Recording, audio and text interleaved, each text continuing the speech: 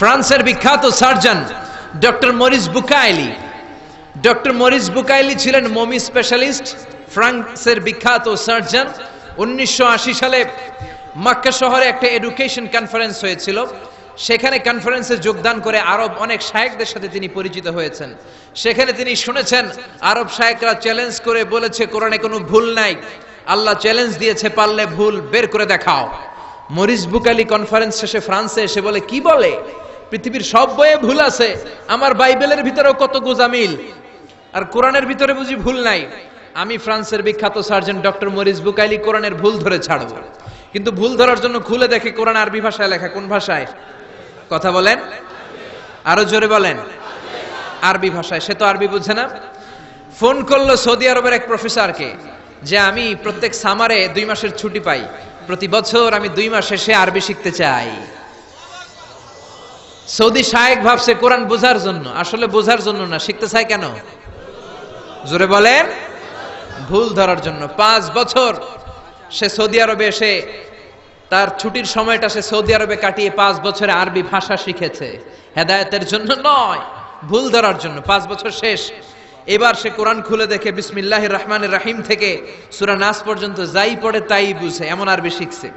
কিন্তু যতই পড়ে অবাক হয়, যতই পড়ে পাগল হয়ে যায়।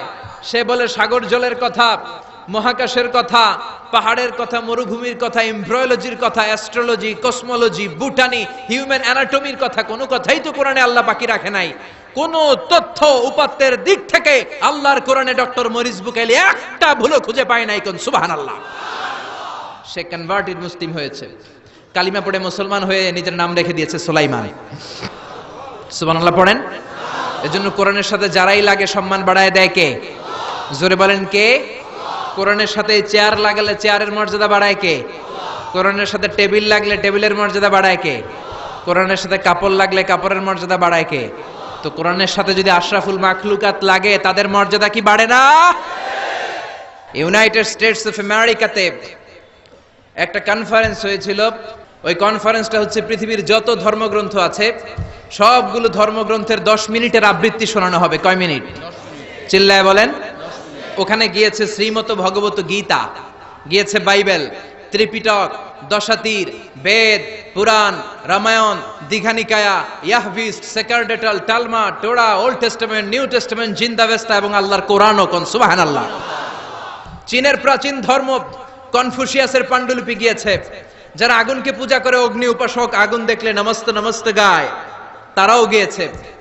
10 মিনিট করে সময়। এই কনফারেন্সের উদ্দেশ্য হচ্ছে এইটা চেক করা, in order to check which book, which recitation of the